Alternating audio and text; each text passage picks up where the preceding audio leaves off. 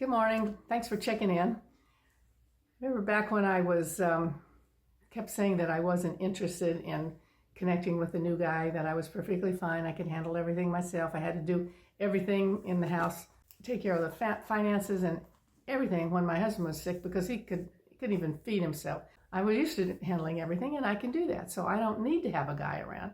So I'm going along, and then 2019, I kind of got guided into turning on TV, watching Saturday Night Live that I had recorded, and they had this band on called BTS, which is a Korean boy band.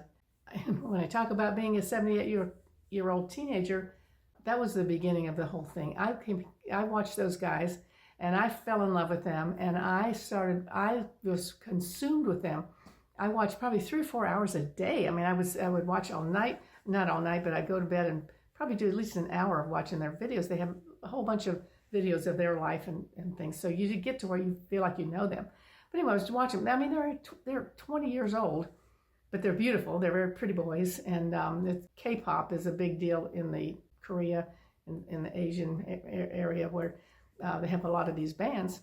And so I just got into this one, and I was like, oh my gosh, here I am being a teenager and watching these guys. But I have to tell you, they were so loving and so generous and so kind and so integrity, so talented, beautiful. After I was watching them, I realized that I was kind of getting ready, being interested in having a guy come around.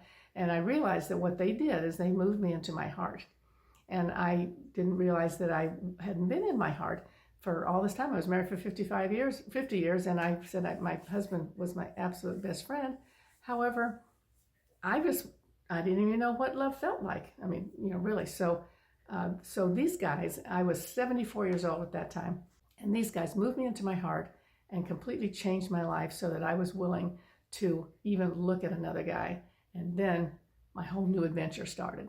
So that will be continued in other videos, and it's also in my book, The Diary of a 78-year-old Teenager. So check it out on Amazon, and I think you'll get a kick out of it. And you'll see it's very short.